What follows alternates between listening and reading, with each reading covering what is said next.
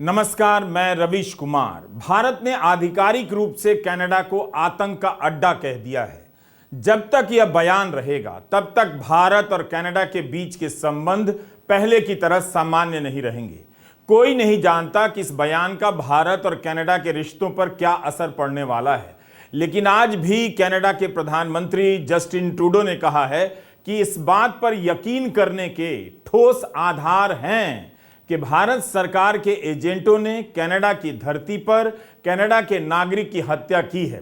यह ऐसी घटना है जो हमारे देश के कानून के राज के बुनियादी आधार के खिलाफ जाती है।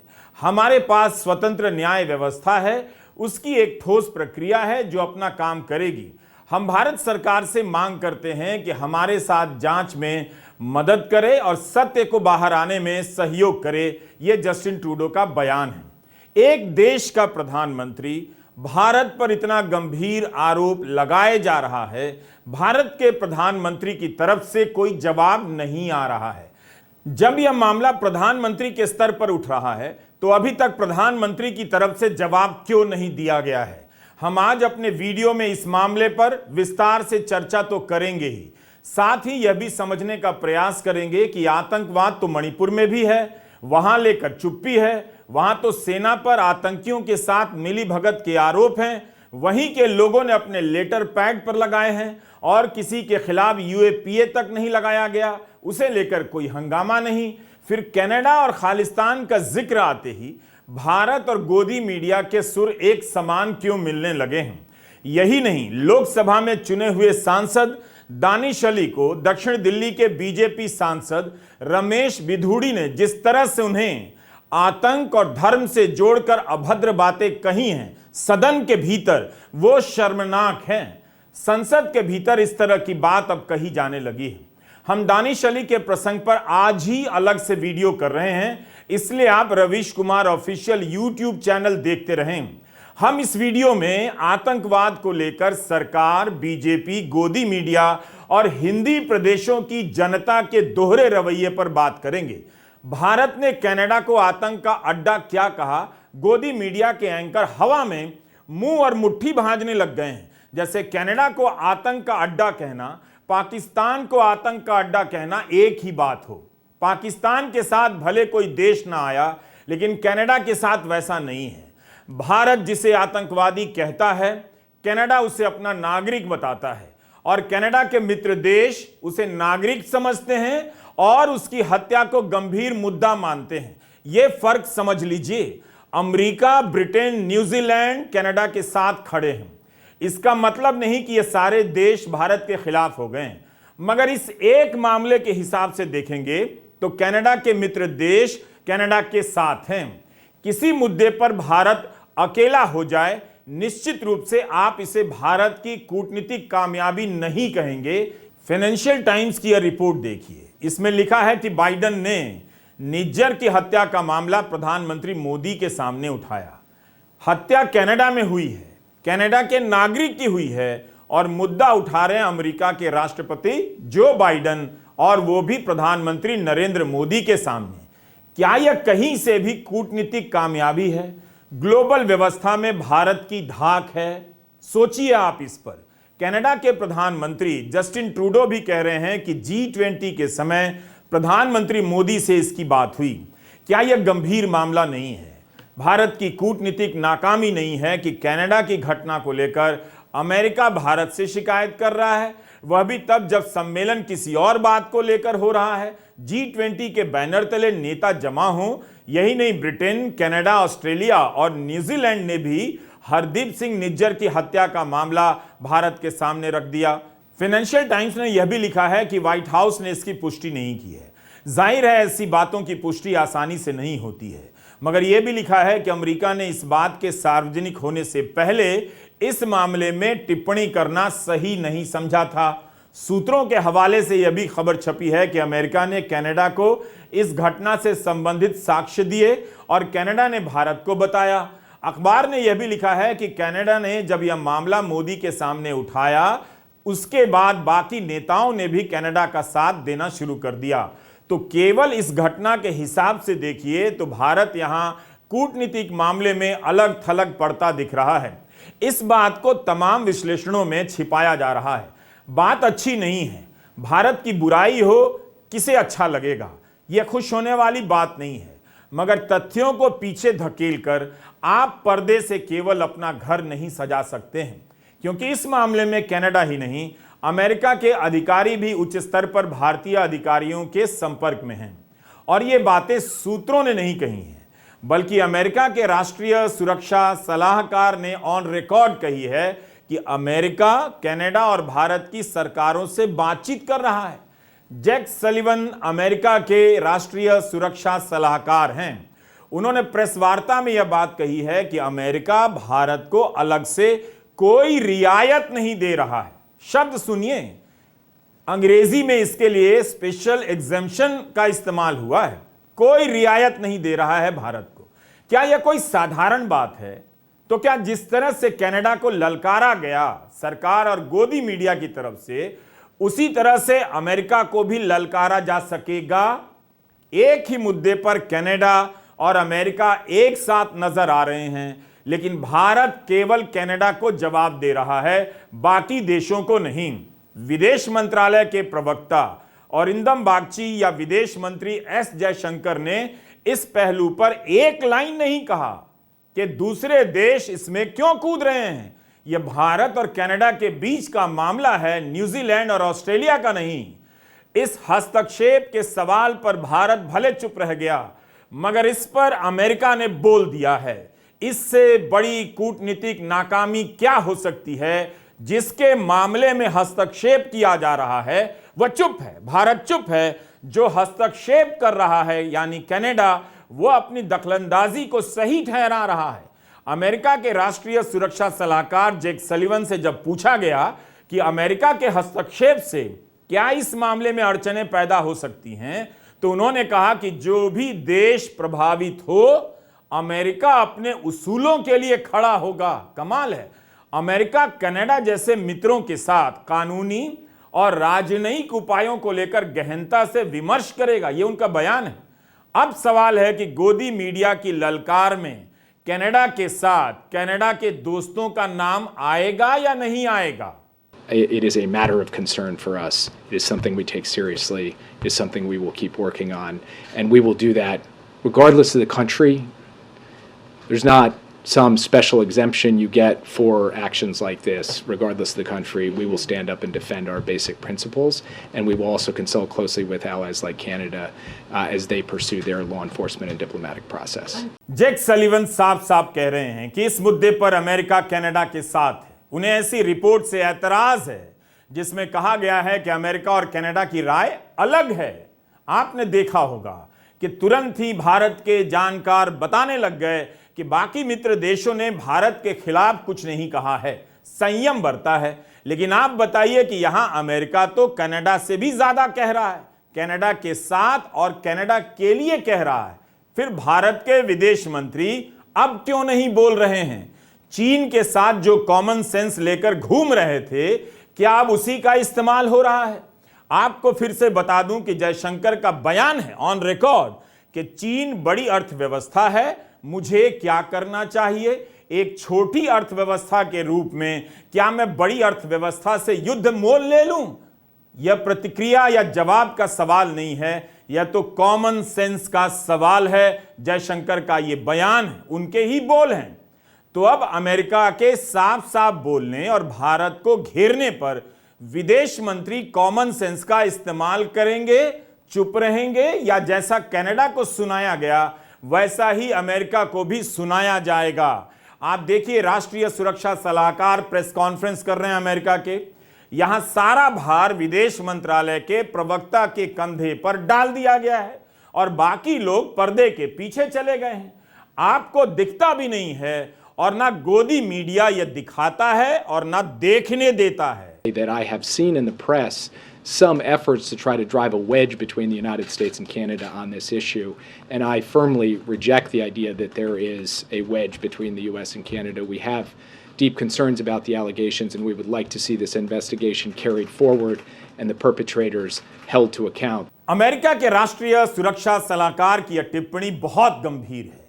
इन्होंने जरूर कहा कि भारत एक अहम मित्र है, उसके साथ अच्छे रिश्ते हैं, मगर ये सब लपेटने के बाद जो वो कह रहे हैं उससे साफ दिख रहा है कि अमेरिका अपनी मित्रता कनाडा से ज्यादा निभा रहा है।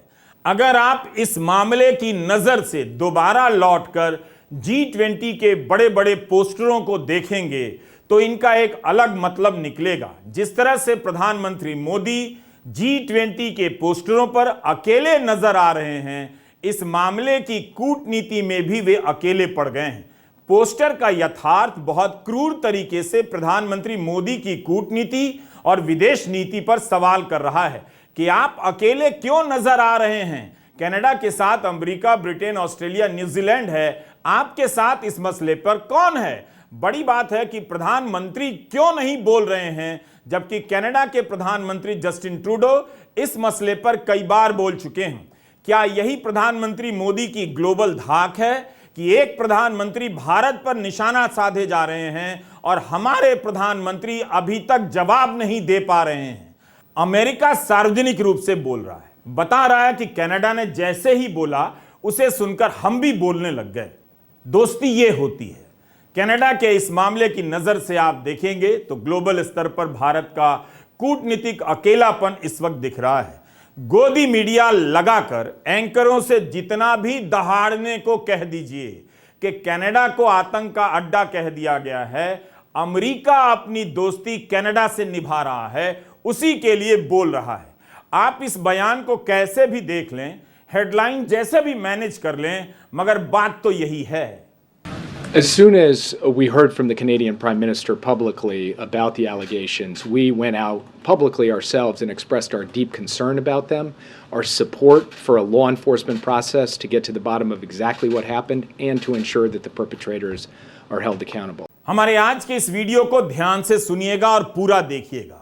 अमेरिका कह रहा है कि कनाडा ने बोला तो उसने भी बोला। एसोसिएट प्रेस ने सूत्रों के हवाले से 20 सितंबर को एक खबर छापी। अमेरिका के एक अधिकारी ने नाम नहीं छापने की शर्त पर बताया कि संसद में बयान देने से पहले जस्टिन ट्रूडो ने अमेरिका के राष्ट्रपति जो बाइडेन को भरोसे में लिया था।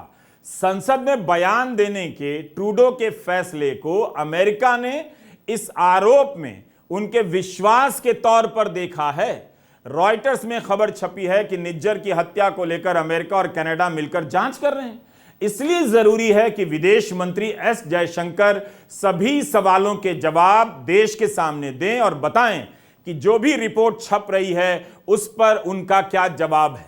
भारत के राष्ट्रीय सुरक्षा सलाहकार अजीत डोवाल को भी बोलना चाहिए, वे क्यों नहीं बोल रहे हैं।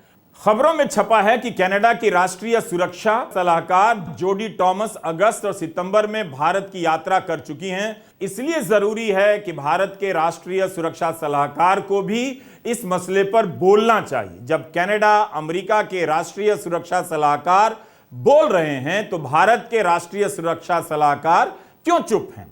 अब तो गोदी मीडिया के एंकर भी ऐसे बोलने लगे हैं कि अमेरिका ने अगर उनकी ललकारों का अंग्रेजी अनुवाद सुन लिया तो डर जाएगा और डर के मारे वह कनाडा को छोड़ इन एंकरों को समर्थन कर देगा। इस पूरे मामले में गोदी मीडिया हिंदी प्रदेश की जनता के लिए अलग ही खेल खेल रहा है। जो पूछना चाहिए वो नहीं पूछ रहा। बेशक भारत ने इन आरोपों से इनकार किया है और कनाडा के साक्ष्यों को बेतुका बताया है, लेकिन इसके बाद भी अमेरिका भारत से ज्यादा कनाडा पर यकीन कर रहा है और कानूनी जांच की बात कर रहा है। कनाडा और अमेरिका के एक साथ होने का एक और संकेत कनाडा के सरकारी मीडिया कैनेडियन ब्रॉडकास्टिंग कॉरपोरेशन यानी सीबीसी की खबर से मिलता है। सीबीसी ने भी सूत्रों के हवाले से लिखा है कि कनाडा सरकार ने हरदीप सिंह निज्जर की हत्या के मामले में कई महीनों की जांच के बाद इंसानी और इलेक्ट्रॉनिक स्तर की कई खुफिया जानकारियां जुटाई हैं। इस खुफिया जानकारी में भारतीय अधिकारियों के बीच की बातचीत भी शामिल है। सीबीसी ने लिखा है कि यह खुफिया जानकारी केवल कनाडा से नहीं मिली है। अमेरिका, कनाडा, न्यूजीलैंड, ब्रिटेन और ऑस्ट्रेलिया के बीच फाइव आइज इंटेलिजेंस अलायंस है, उसके एक सदस्य ने भी जानकारी जुटाई। यह सदस्य कौन है, फिलहाल इसकी जानकारी सार्वजनिक नहीं है। इस सदस्य के बारे में न्यूज एजेंसी रॉयटर्स ने कनाडा के सरकारी सूत्रों के हवाले से रिपोर्ट किया है कि कनाडा ने अमेरिका के साथ गहनता से इस खुफिया जानकारी पर काम किया है कि निज्जर की हत्या में भारत के एजेंट का हाथ हो सकता है। सीबीसी ने लिखा है कि इस मामले में सहयोग की मांग करते हुए कैनेडियन अधिकारी कई बार भारत भी आए। कनाडा की राष्ट्रीय सुरक्षा सलाहकार जोडी टॉमस अगस्त और सितंबर में 9 दिनों के लिए भारत आ चुकी हैं। सीबीसी ने लिखा है कि कनाडा के सूत्रों ने कहा है कि बंद दरवाजों के पीछे कोई भी भारतीय अधिकारी निज्जर की हत्या में भारत के हाथ होने की बात को नहीं नकारता। वहां का सरकारी मीडिया है, इसलिए जरूरी नहीं कि वो जो कहे उसी पर यकीन करें। लेकिन यह सवाल पूछ सकते हैं कि इतनी गंभीर बातें कही जा रही हैं, राष्ट्रीय सुरक्षा सलाहकार क्यों नहीं जवाब दे रहे हैं, विदेश मंत्री क्यों नहीं जवाब दे रहे हैं, कनाडा के प्रधानमंत्री आरोप लगा रहे हैं तो भारत के प्रधानमंत्री क्यों नहीं जवाब दे रहे हैं। गोदी मीडिया और कनाडा की मीडिया की तरफ से बहुत कुछ कहा जा रहा है। एक ही अंतर है कि कनाडा जो कह रहा है वो अमेरिका भी कह रहा है, इसलिए अब सरकार को इस मामले में किसी बड़े स्तर पर बोलना चाहिए। विदेश मंत्री या राष्ट्रीय सुरक्षा सलाहकार और प्रधानमंत्री को आगे आना चाहिए। कनाडा के प्रधानमंत्री ट्रूडो ने गुरुवार को संयुक्त राष्ट्र की महासभा के बाद कहा कि कनाडा की संसद में इन आरोपों को उठाने का फैसला जल्दबाजी का नहीं था, बहुत सोच समझकर ही ऐसा किया गया। कई जानकारों ने लिखा है कि यह भारत की छवि के लिए अच्छा नहीं है, जबकि आईटी सेल की मानसिकता में इसे घर में घुसकर मारने की बहादुरी की तरह पेश किया जा रहा है। लेकिन ग्लोबल स्तर पर इस घटना से भारत को ज्यादा नुकसान पहुंचता दिख रहा है, क्योंकि भारत का ऐसा रिकॉर्ड नहीं रहा है। वो दूसरे देशों में जाकर हत्या करवाए, इस तरह का रिकॉर्ड नहीं है। ऐतिहासिक रूप से भारत का स्टैंड यही रहा है कि हमारे आंतरिक मामलों में कोई दखल ना दे और हम भी किसी की संप्रभुता में हस्तक्षेप नहीं करते हैं। भारत पर इस तरह के आरोप अभी तक केवल पाकिस्तान ने लगाए हैं, इसलिए भी इस मामले में इतनी हैरानी जताई जा रही है।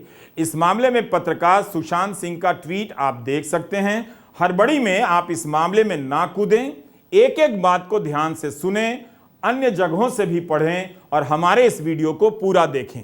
19 सितंबर को पत्रकार सुशांत सिंह ट्वीट करते हैं कि किसी G7 देश में विदेशी ताकत द्वारा हत्या का कोई ठोस आरोप आखिरी बार ब्रिटेन ने रूस के राष्ट्रपति पुतिन पर लगाया था। इजरायल, ईरान और अन्य देशों में ऐसी कार्रवाई करता रहा है। कनाडा और अमेरिका मजबूत मित्र हैं। हम इस वीडियो में आतंकवाद को लेकर गोदी मीडिया और सरकार के नजरिए पर भी बात करना चाहते हैं कि क्यों मणिपुर में आतंकवाद का मसला उठ रहा है, मगर उसे लेकर गोदी मीडिया किसी को ललकारने नहीं जाता है, सरकार से तो पूछता ही नहीं। कनाडा के खिलाफ ललकारी भाषा बोलने लग गया, लेकिन जब अमेरिका कनाडा के साथ आया तो अमेरिका को लेकर चुप हो गया। यह सब कनाडा के अलग अलग शहरों के वीडियो हैं। हम कोई जानबूझकर कनाडा की खूबसूरती नहीं दिखा रहे हैं, यह सब वहां की आम तस्वीरें हैं। मौजूदा विवाद कई तरह से लोगों को प्रभावित कर सकता है। भारत की नागरिकता छोड़कर किसी और देश में बसने वालों के लिए कनाडा एक सुंदर विकल्प है। भारत सरकार जिस कनाडा को आतंक का अड्डा कह रही है, उसने कितने ही ऐसे लोगों को एनआरआई बनाया और भारत छोड़ देने का सपना पूरा किया। यहां से आने वाले अमीर भारतीयों का गांव-गांव में शानदार स्वागत होता है कि बबुआ कनाडा में रहते हैं। भारत के घटिया कॉलेजों से तंग आकर कई माँ बाप अपने बच्चों को बर्बाद होने से बचाने के लिए कनाडा की यूनिवर्सिटी में पढ़ने के लिए भेजते हैं। जाहिर है उन माँ बाप के लिए कनाडा आतंक का अड्डा नहीं होगा, पढ़ने लिखने वाला देश भी होगा। पंजाब से लेकर दूसरे राज्यों के लोग यहाँ की बेरोजगारी से तंग आकर कनाडा जाते हैं अवसर की तलाश में। जाहिर है उनके लिए कनाडा आतंक का अड्डा नहीं है। इसी अगस्त में सरकार ने आंकड़ा दिया, भारत सरकार ने, कि पिछले एक दशक में भारत से 15 लाख लोगों ने विदेशी नागरिकता ली है।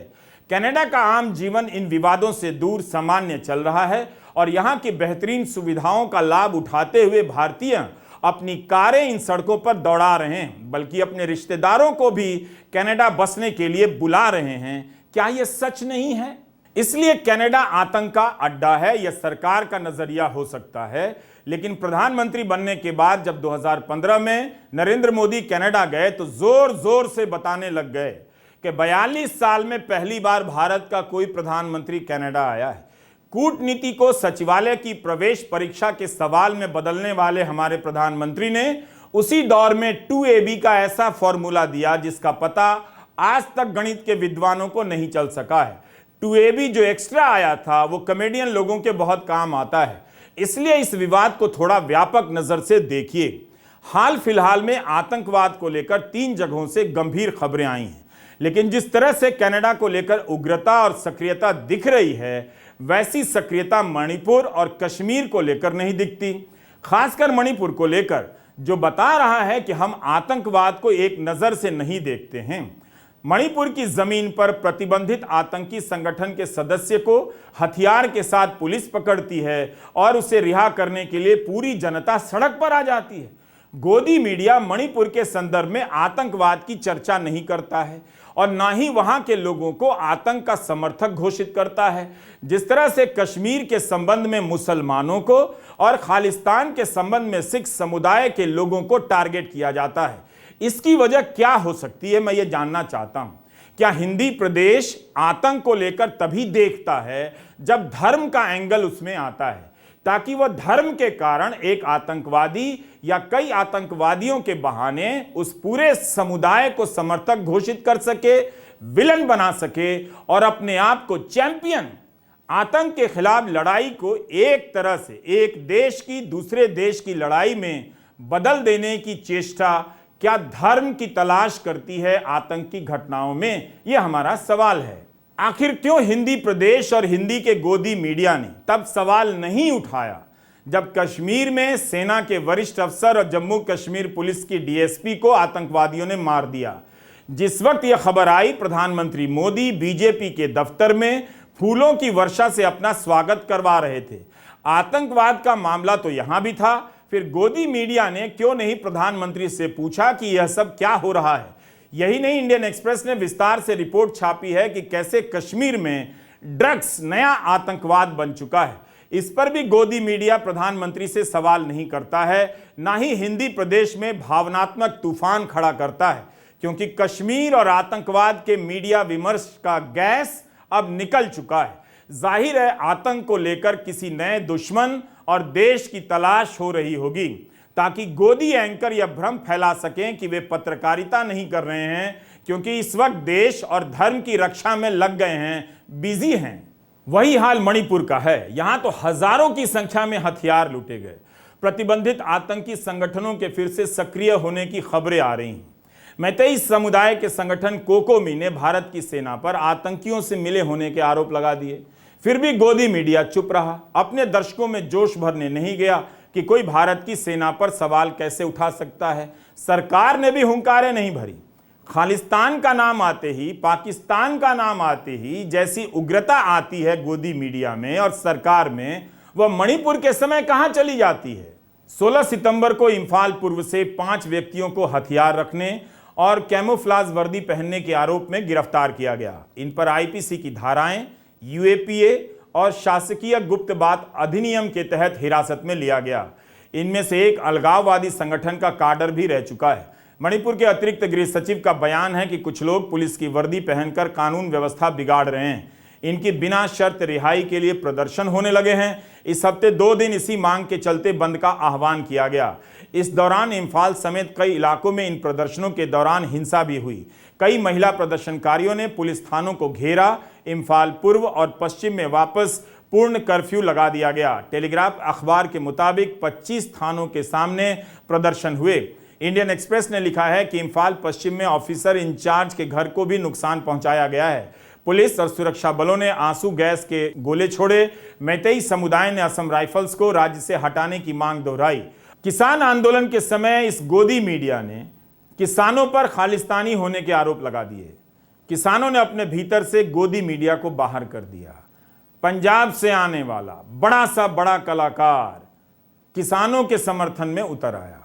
पंजाब को पता है कि खालिस्तान की क्या हकीकत है।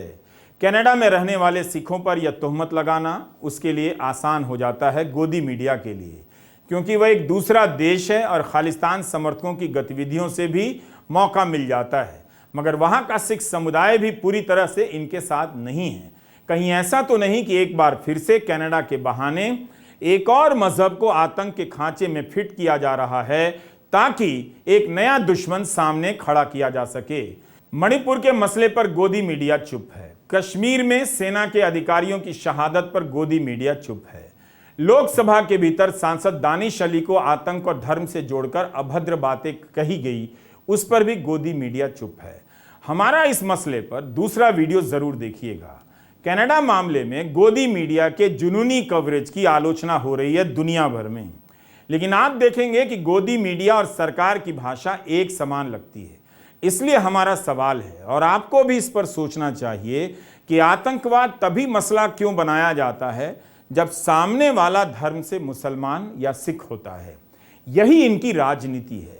जब कनाडा बोलता है तो उसे आतंक का अड्डा कहते हैं, और जब अमेरिका कनाडा के साथ आ जाता है तो अमेरिका को देखकर चुप हो जाते हैं।